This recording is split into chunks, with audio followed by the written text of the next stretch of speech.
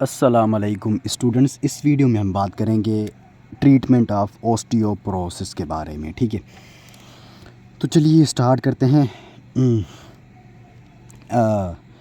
Basically osteoporosis आपके पास होता क्या है, इसमें ना जो बोन मास है वो बिल्कुल कम हो जाता है। ठीक है, बोन मास मतलब क्या, जो बोन के जो कंटेंट है वो बिल्कुल कम हो जाते हैं। ठीक है, तो उसकी वजह से जो रिस्क फॉर द फ्रैक्चर वो बढ़ जाते हैं, तो उसको हम ना ओस्टियोपोरोसिस बोलते हैं। ठीक है, decrease in bone mass and increase in risk for the fracture is called osteoporosis. ठीक है, तो अब जो ड्रग्स हैं इसमें, ये तो डेफिनेशन हो गई। उसके बाद जो ड्रग्स हम अप्लाई करेंगे इसमें, सबसे पहले हमारे पास ये जो 4 ड्रग मैंने लिखे हैं, ये ना बिसफॉस्फोनेट ग्रुप में आते हैं। किसमें? बिसफॉस्फोनेट ग्रुप। ये क्या है? बिसफॉस्फोनेट्स। ये बिसफॉस्फोनेट्स में आते हैं। इनमें 4 ड्रग्स के यहाँ पर कहने लिखे, कौन से लिखे हैं मैंने? अबेंड्रोनेट, राइजीड्रोनेट, जोलिड्रोनिक एसिड एंड अटीनड्रोनेट। ठीक है, ये 4 ड्रग्स आपके पास क्या हैं? बिसफॉस्फोनेट्स हैं। ठीक है, जो अबेंड्रोनेट है ये हम ओरल फॉर्म में भी देते हैं और ये आईवी रूट के थ्रू भी देते हैं। ओरल रूट के थ्रू भी देते हैं, आईवी रूट के थ्रू देते हैं। कोई भी बंदा अगर ये प्रिस्क्राइब कर रहे हैं तो उसको आपने बोलना है कि टेक 60 मिनट्स बिफोर फूड से, या फिर कोई भी ड्रिंक है, कोई भी ड्रिंक वाटर के अलावा, तो उससे पहले लेना है। एंड कोई भी मेडिसिन है तो ना 1 आवर उससे, या फिर 60 मिनट्स उससे पहले लेना है। ठीक है, and remain upright for 60 minutes. Tablet लेने के बाद ना उसको जो ना आपने बताना है कि जो ना उसको, कि जो ना टेबलेट खा ली आपने, तो उसके बाद आपने ना लेटना नहीं है। अगर आप लेटेंगे तो आपके पास ना ईसोफेजाइटिस के जो ना चांसेस बढ़ जाएंगे। ठीक है, वो इसका ना एडवर्स इफेक्ट होता है। ठीक है, तो आपने पेशेंट को बोलना है कि जो ना आपने अगर टेबलेट ली तो आपने ना 60 मिनट्स तक अपराइट जो ना रहना है। ठीक है, अब ये जो 60 मिनट तक अपराइट रहना है, ये सिर्फ इसी में अप्लाई होता है। किसमें? अबेंड्रोनेट में। किसमें? अबेंड्रोनेट में। बाकी सब में आप 30 मिनट्स तक अपराइट, आपने अपने अपराइट जो ना आपके पास क्या रहना है। ठीक है, इसमें 60 मिनट्स तक है और बाकी जो ड्रग्स हैं उनमें 30 मिनट्स तक है। ठीक है, और जो ये है, और जो ना आपके पास क्या फूड का भी ऐसा ही है। ठीक है, फूड और जो ड्रिंक है वो भी इसमें 60 मिनट तक है, बाकी जो भी ड्रग्स हैं उनमें 30 मिनट्स तक है। ठीक है, तो ये है। और राइजीड्रोनेट, ये भी आपके पास ना ओरल टैबलेट में आती है और oral delayed release tablet form में आती है। ओरल डिलेड रिलीज टैबलेट के फॉर्म में आती है। ठीक है, तो बाकी जो भी ड्रग्स हैं जो, वो आपने कब लेने हैं? वो आपने ना 30 मिनट जो है ना मील से पहले लेने हैं। मतलब क्या, 30 मिनट्स आफ्टर लेने, 30 मिनट्स आफ्टर मील लेने। और जो अबेंड्रोनेट है वो 60 मिनट बाद में लेना है। लेकिन ये जो इसका oral delayed release tablet form है, ये ना आपने इमीडिएट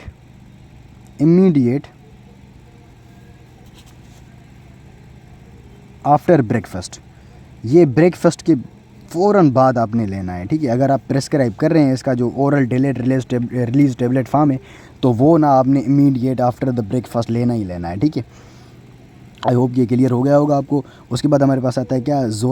जोलिड्रोनिक एसिड। जोलिड्रोनिक एसिड बेसिकली ये आईवी फॉर्म में आता है। ये आपने याद करना है, बिकॉज आईवी फॉर्म में एक ये ड्रग है और आईवी में दूसरा ये है। बिकॉज जब ओरल जो भी फार्म होते हैं, ओरल जो इसके रूट हैं, अगर वो आपके पास क्या, वो सेफ़ नहीं होते ना, तो वो हम आईवी रूट के थ्रू देते हैं। आईवी रूट हमारे पास 2 ही ड्रग है, अबेंड्रोनेट और जोलिड्रोनिक एसिड है, तो वही देंगे। ठीक है, उसके बाद हमारे पास क्या है? एलिड्रोनेट बेसिकली हमारे पास जो ना ओरल फार्म में आता है, और ये ना आपने वीकली देना है, वीकली और डेली। ये आपने या तो वीकली देना है या फिर डेली देना है। ठीक है, और ये जो अबेंड्रोनेट है, ये आपने या तो डेली देना है या मंथली देना है, या फिर एवरी 3 मंथ्स में देना है। या तो डेली देना है या फिर मंथली देना है या एवरी 3 मंथ में देना है। ठीक है, और वो डोज के ऊपर ना डिपेंड करता है। ठीक है, वो आपको क्लिनिक्स में जो है ना बेसिकली क्लिनिक्स में, और जो है ना आपके पास क्या मेडिसिन में हम डिटेल में पढ़ेंगे। ठीक है, उसके बाद आपके पास क्या आता है? जो ना राइजीड्रोनेट। जो ना आपके पास क्या ड्रोनेट है, ये भी हम वीकली देते हैं या फिर डेली देते हैं, या इसको हम जो ना या मंथली देते हैं या ट्वाइस इन अ मंथ देते हैं, ठीक है। तो यार ये यहाँ पर मैं लिख दूँ लेकिन जगह है ही नहीं, ठीक है। तो ये इतना मुझे जो ना इम्पोर्टेंट लग भी नहीं रहा, ठीक है। और जो जोलिड्रोनिक एसिड है ये हम जो ना ईयरली देते हैं, सिर्फ ईयरली एक दफ़ा देते हैं ईयर में, ठीक है। तो ये इम्पोर्टेंट है। और सभी टैबलेट के साथ ना आपने 6 to 8 आउंसेस जो है ना आपके पास क्या प्लेन वाटर के लेने हैं, ठीक है। जो ना घूंट लेने हैं 6 to जो ना आपके पास क्या 8 घूंट लेने हैं वाटर के, ठीक है। राइजीड्रोनेट के साथ आपने एटलीस्ट 4 घूंट लेने हैं वाटर के, ठीक है। तो ये भी आपके पास बुक में लिखा हुआ था, शायद ये एमसीक्यूज़ में पूछा जाए आपसे, लेकिन ऐसा एमसीक्यू मैंने देखा नहीं है पास्ट पेपर्स में, ठीक है। तो ये था। और इन चारों ड्रग्स के साथ हम ना 3 ड्रग और मिलाते हैं, क्या ये तीनों, अच्छा ये तीनों जो ड्रग्स हैं ये जो बिसफॉस्फोनेट हैं, bisphosphonate, all bisphosphonates are used in the treatment and prevention of osteoporosis. इसको हम ट्रीटमेंट में भी यूज़ करते हैं और प्रिवेंशन में भी यूज़ करते हैं, ये इंपॉर्टेंट है, ठीक है। उसके बाद क्या है, ये तीनों ड्रग्स बिसफॉस्फोनेट और ये तीनों ड्रग्स को मिला के जो ना हम एक और इनका यूज़ आ जाता है, वो बस बताना है मुझे। एटाइड्रोनेट एक है, पेनिड्रोनेट है, टैल्यूड्रोनेट है, बिसफॉस्फोनेट, और इन तीनों ड्रग्स को मिला के हम यूज़ करते हैं इन पेजेट्स डिजीज़ में हम इनको यूज़ करते हैं, इन सारों को मिला के, ठीक है। इनमें से कोई भी एक होगा और ये होंगे, इनको हम मिला के पेजेट्स डिजीज़ में इनको हम यूज़ करते हैं, ठीक है। तो ये आपने याद करना है। और ऑस्टियोपोरोसिस में भी बेसिकली इनको यूज़ कर सकते हैं, एंड ऑस्टियोपोरोसिस एज वेल, ठीक है। अच्छा, बिसफॉस्फोनेट का मैकेनिज्म ऑफ एक्शन क्या होता है पता है? नॉर्मली अब देखें, मैं आपको बताता हूँ कि नॉर्मल जो है ना डिस्ट्रक्शन बोन की कैसे होती है और ये उसको प्रिवेंट कैसे करते हैं। Let's suppose this is the bone and this is the cell, this cell is the osteoclast cell. आपको पता होगा कि what is the function of osteoclast, ये मैंने आपको इसकी नॉर्मल पैथोलॉजी में भी बताया था कि what is the function of osteoclast. Osteoclast basically C is for clast, C is for cutting. इसका जो प्रोसेस होता है, फंक्शन होता है, वो कटिंग प्रोसेस होता है। ये क्या, osteoclast. Basically this osteoclast is going to resorb the bone. यहाँ पर ये क्या करेगा, रिजॉर्प्शन ऑफ द बोन करेगा, रिजॉर्प्शन करेगा। रिजॉर्प्शन के साथ साथ ना इसके जो ना यहाँ पर रिजॉर्प्शन हो रही है, तो इस पार्ट यहाँ पर ही ना आपके पास यहाँ पर क्या होगी, बोन मेकिंग भी चल रही होती है। और इन दोनों प्रोसेस को मिला के हम बोन रिमॉडलिंग कहते हैं, ठीक है। जो कोलेस्ट्रॉल है, कोलेस्ट्रॉल इसको ना एक्टिवेट करता है, कोलेस्ट्रॉल इसको एक्टिवेट करता है कि भाई तू अपना काम कर, ठीक है, मैं तुझे जो ना सपोर्ट करता रहूँगा, ठीक है। अब जब ऑस्टियोक्लास्टिक एक्टिविटी बढ़ जाए, बोन सिंथेसिस इतनी नहीं हो रही, ऑस्टियोक्लास्टिक एक्टिविटी बहुत बढ़ गई है, तो रिजॉर्प्शन बहुत ज़्यादा हो जाएगी, जिसकी वजह से जो बोन है वो पोरस आपको मिलेगा, ठीक है, जिसकी वजह से आपके पास क्या फ्रैक्चर होता है। अब ये जो ड्रग्स हैं, ये पता है क्या करते हैं, एक तो ये जो ना एपोप्टोसिस। अब ये ड्रग्स पता है कैसे वर्क करते हैं, इनका जो मैकेनिज्म ऑफ एक्शन है वो ये है, दे कॉजेज द अपोप्टोसिस। इसको आप एपोप्टोसिस भी बोल सकते हैं और इसको आप एपोटोसिस भी बोल सकते हैं, ठीक है। दिस पी इज़ साइलेंट, ठीक है, this P is silent, apoptosis है ये, ठीक है। अच्छा, या तो ये इसकी ऑस्टियोक्लास्ट की एपोटोसिस करवा देंगे, otherwise they inhibit this cholesterol as well. ये इस कोलेस्ट्रॉल को इनहिबिट कर देते हैं, जिसकी वजह से वो इसकी ऑस्टियोक्लास्ट की एक्टिवेशन नहीं होगी, जिसकी वजह से there will be reduction in the bone resorption and there will be the जो ना आपके पास क्या इंक्रीज इन बोन मेकिंग। जो बोन मेकिंग थोड़ी सी चल रही होती है तो वो बहुत एक्सीड हो जाएगी, बिकॉज वो जो रिजॉर्प्शन है उसकी जो ना रेट बिल्कुल कम हो जाती है, तो उसकी वजह से वो जो ना इसको ओवरकम कर जाती है, ठीक है। तो इस तरह से ना बिसफॉस्फोनेट ये वर्क करते हैं, ठीक है। अच्छा, बेसिकली ये जो चीज़ में यहाँ पर मैंने डिस्कस की थी ना, ओरल ये जो इमीडिएट आफ्टर ये वाला, ये सब कुछ ना इसकी फार्माकोकाइनेटिक में भी आ जाता है, ठीक है। और इनकी जो ना आपके पास क्या एक्सक्रीशन किसके थ्रू होती है, रीनल रूट के थ्रू होती है। तो अगर रीनल इम्पेयरमेंट है तो उसमें आपने ये ड्रग्स नहीं देने, ठीक है। उसमें इनका या तो आपने डोज बिल्कुल कम करना है या तो उसमें देना ही नहीं है, ठीक है। इनके एडवर्स इफेक्ट यहाँ पर मैंने लिखे हैं, ईसोफेजाइटिस करवाते हैं, बिकॉज ईसोफेजाइटिस को प्रिवेंट करने के लिए ना हम अपराइट पोजीशन में ना पेशेंट को खड़ा करवाते हैं। अपराइट पोजीशन में जो आइबेंड्रोनेट है उसमें हम 60 मिनट तक लेते हैं, बाकी सब में हम 30 मिनट्स तक लेते हैं, ठीक है। आइबेंड्रोनेट में हम फूड जो भी चीज़ हम ले बिफोर लें, कोई भी जो है ना आपके पास क्या ड्रिंक एक्सेप्ट वाटर, तो वो भी हमने 60 मिनट पहले लेना है, ठीक है। बाकी सारे ड्रग में 30 मिनट चलता है, ठीक है। और ये increase the risk for the oesophageal ulcers as well. Abdominal pain भी हो सकता है आपको, और ऑस्टियोनेक्रोसिस ऑफ द जा में ऑस्टियोनेक्रोसिस भी करवा सकते हैं। और ऑस्टियोमलाइशिया बेसिकली आपको इटाइड्रोनेट में मिलता है, विथ इटाइड्रोनेट। ये किसी और ड्रग के साथ आपको एडवर्स इफेक्ट नहीं मिलेगा। ऑस्टियो आपके पास क्या मलेशिया इटाइड्रोनेट। और diarrhoea is also complication adverse effect है इनका, ठीक है। तो ये इनके क्या थे, ये एडवर्स इफेक्ट थे, ठीक है। तो ये हमारे पास क्या हो गए, बिसफॉस्फोनेट्स हमारे पास हो गए। उसके बाद हमारे पास ड्रग्स आते हैं क्या, selective oestrogen receptor modulator. Selective oestrogen receptor modulator मतलब क्या, वो ईस्ट्रोजन के रिसेप्टर को मॉड्यूलेट करेंगे, जो ईस्ट्रोजन का फंक्शन है वो करवाएंगे, ठीक है। अब बेसिकली यहाँ पर होता क्या है, जो बेसिकली हमारे पास तो सबसे पहले क्या आएगा, ईस्ट्रोजन आएगा, ठीक है। ईस्ट्रोजन बेसिकली हम यूज़ कब करते हैं, इन पोस्ट मीनोपॉजल बोन लॉस। क्या पोस्ट जो ऑस्टियोप्रोसिस के दो टाइप्स होते हैं, एक होता है सिनाइल होता है, दूसरा जो ना आपके पास क्या पोस्ट मीनोपॉजल होता है। बेसिकली ये मेनली ना आजकल मीनोपॉजल में बहुत ज़्यादा हो रहा होता है, ठीक है। पोस्ट मीनोपॉजल जो ना बोन लॉस में इसको यूज़ करते हैं। और ये जो ईस्ट्रोजन है बेसिकली अपने रिसेप्टर के ऊपर जाएगा, और ईस्ट्रोजन का आपको फंक्शन नॉर्मल पता है कि ये क्या करता है, ठीक है। ये जाके इसकी बोन की जो ना मेकिंग बढ़ा देगा और इसकी ऑस्टियोक्लास्टिक एक्टिविटी को कम कर देगा, और उसके साथ साथ ना वो एलडीएल को भी कम करता है। एलडीएल को कम करेगा, एचडीएल को बढ़ा देगा। ये एलडीएल और जो एचडीएल है ये बढ़ेंगे कम होंगे, तो आपको पता है कि उनका जो ना फंक्शन क्या है नॉर्मल, ठीक है। अच्छा, ईस्ट्रोजन के साथ ना एडवर्स इफेक्ट ना कुछ बहुत ज़्यादा मिल रहे होते हैं क्या यार, ईस्ट्रोजन के साथ ना कुछ एडवर्स इफेक्ट बहुत ज़्यादा मिल रहे होते हैं। वो एडवर्स इफेक्ट आपके पास क्या होते हैं, एंडोमीट्रियल कैंसर्स। क्या एंडोमीट्रियल कैंसर्स बहुत ज़्यादा मिलते हैं, ठीक है, फ्रीक्वेंटली मिलते हैं उसमें। और ब्रेस्ट कैंसर भी बहुत ज़्यादा मिलेंगे आपको, ब्रेस्ट कैंसर भी करवा सकता है। And it can also cause the stroke as well, and venous thromboembolism. क्या venous thromboembolism as well. ये इसके एडवर्स इफेक्ट हैं। इसके इन एडवर्स इफेक्ट की वजह से इसको हम यूज़ नहीं करते हैं, ठीक है। उसके बाद हमारे पास इसमें हमारे पास दूसरा ड्रग आता है, उसको हम बोलते हैं क्या, raloxifene. Raloxifene basically increases the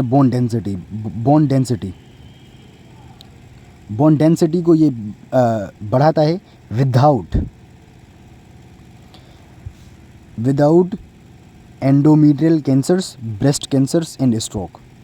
without endometrial cancers, breast cancers and stroke, ये तीनों चीज़ें ये इसकी कॉम्प्लिकेशन नहीं होती रेलॉक्सीफेन की, ठीक है। तो ये थोड़ा सा ना इम्पोर्टेंट ड्रग है, ठीक है। और जो रेलॉक्सीफेन है, ये रेलॉक्सीफेन दूसरा इसका काम क्या है, it decreases the LDL level as well. ये एलडीएल को भी ना कम करता है, ठीक है। तो ये इंपॉर्टेंट ड्रग है। जो इसके एडवर्स इफेक्ट हैं रेलॉक्सीफेन के, इसमें सिर्फ ना आपको थ्रोम्बोएम्बोलिज्म मिलता है, ठीक है, थ्रोम्बोएम्बोलिज्म मिलता है। और जो है ना इसमें आपको लेग के जो मसल्स हैं उनमें क्रैम्प्स मिलेंगे और हॉट फ्लैशेस मिलेंगे, ठीक है। ये तीनों इसके एडवर्स इफेक्ट हैं। यहाँ पर ना मैंने एस्ट्रोजन के एडवर्स इफेक्ट लिख दिए थे, आपने ना यहाँ पर क्या करना है, लिख देना है बस सिर्फ थ्रोम्बोएम्बोलिज्म, वो इंपॉर्टेंट है। और ना आपके पास क्या लेग क्रैम्प्स इंपॉर्टेंट है, ठीक है। उसके बाद जो है ना कैल्सिटोनिन हमारे पास आता है। बेसिकली कैल्सिटोनिन जो ना सेलेक्टिव ईस्ट्रोजन रिसेप्टर मॉड्यूलेटर में नहीं आता, सेलेक्टिव ईस्ट्रोजन मॉड्यूलेटर में बस सिर्फ ये दोनों ड्रग्स आते हैं, ठीक है। कैल्सिटोनिन अलग कैटेगरी का है, ठीक है। ये क्या करता है, ये बोन की डेंसिटी को इंक्रीज करता है, और जो ना इसकी बोन की रिजॉर्प्शन को भी कम करता है। एंड इसका जो ना एक बहुत ही इंपॉर्टेंट फंक्शन है, ठीक है, ये वाला इसका बहुत ही इंपॉर्टेंट फंक्शन है, it decreases the pain of osteoporotic fractures,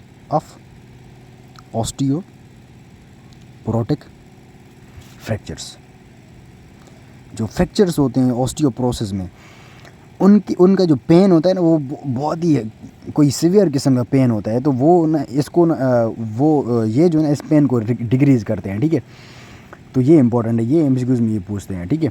उसके बाद इसके जो रूट्स हैं ये हम जो ना इंट्रानेज़ल रूट के थ्रू भी देते हैं, इंट्रानेज़ल, और ये पार एंट्रल रूट के थ्रू भी देते हैं हम।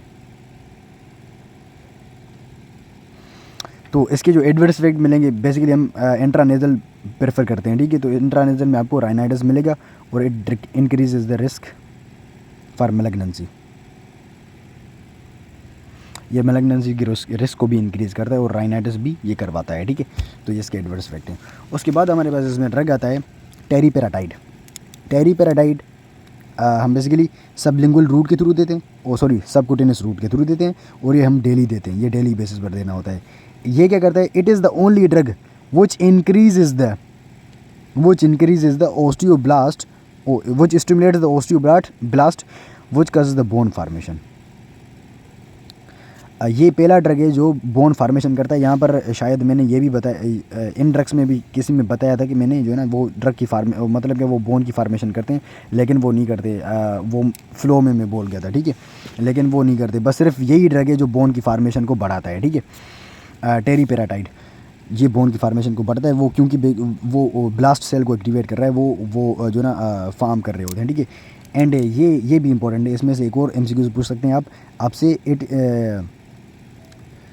जो ना रिकॉम्बिनेंट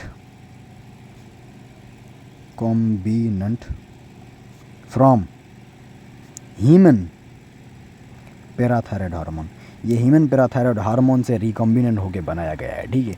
ये एमसीक्यूज में पूछ सकते हैं आपसे, ठीक है। और इसके एडवर्स इफेक्ट आपको क्या मिलेंगे, ओस्टियोसार्कोमा, इंक्रीज रिस्क फॉर ओस्टियोसार्कोमा, ये ओस्टियोसार्कोमा करवा सकता है। उसके बाद हमारे पास लास्ट ड्रग आता है डेनोस्यूमैब। बेसिकली डेनोस्यूमैब ये क्या करता है, बेसिकली लेट्स सपोज ये क्या सेल है, इस सेल के ऊपर ना एक रिसेप्टर होता है, let's suppose this is that receptor. इसके ऊपर कोई भी जो है ना सिग्नल जो बोन रिजॉर्प्शन करवाता है, लेट्स सपोज ये सिग्नल है, ये जब सिग्नल इसके ऊपर जो ना आ जाता है तो ये ना एक्टिवेट करता है किसको, एनएफ कैपा बी को। ये ना मैंने आपको बेसिकली इसकी जो पैथोलॉजी वाला लेक्चर था उसमें डिटेल में बताया था। ये एनएफ कैपा बी को जब एक्टिवेट करेगा, ये एनएफ कैपा बी क्या करता है, ये इनएक्टिव ओस्टियोक्लास्ट को एक्टिव कर देता है, ये इनएक्टिव ओस्टियोक्लास्ट को एक्टिव कर देता है। ये ओस्टियोक्लास्ट यहाँ पर क्या हो जाएगा, एक्टिव हो जाएगा।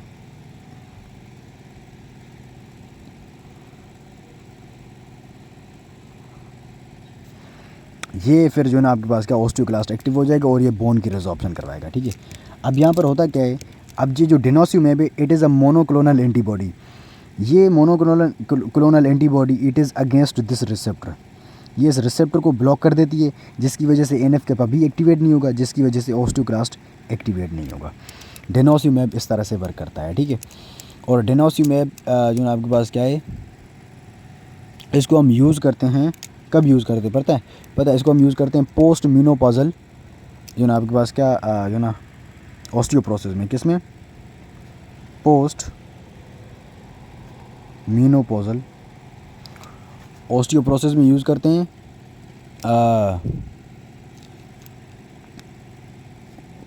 Who are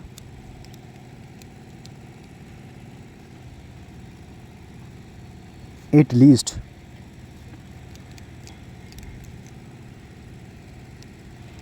who are at risk of fractures, जिनमें फ्रैक्चर्स के चांसेस बहुत बढ़ जाते हैं तो उनमें ना हम इसको यूज़ करते हैं, ठीक है। तो ये था, ये भी थोड़ा सा इम्पोर्टेंट था ये पॉइंट। और उसके अलावा इसके जो एडवर्स इफेक्ट हैं वो थोड़े आपने याद करने हैं। इसमें एडवर्स इफेक्ट क्या आते हैं जो है ना इसके, it decreases the calcium levels, ये हाइपोकैल्सीमिया करवाता है। And increases the risk for infections, ये इन्फेक्शंस के लिए रिस्क बढ़ाता है। और ओस्टियोनेक्रोसिस ऑफ जा करवाता है।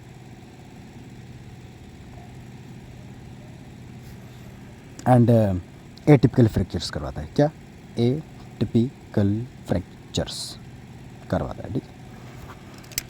तो ये था आपके पास क्या जो ना आपके पास क्या ऑस्टियोपोरोटिक ड्रग्स। अच्छा, यहाँ पर कैल्सिटोनिन में यहाँ पर एक चीज़ मैंने बताना भूल गया।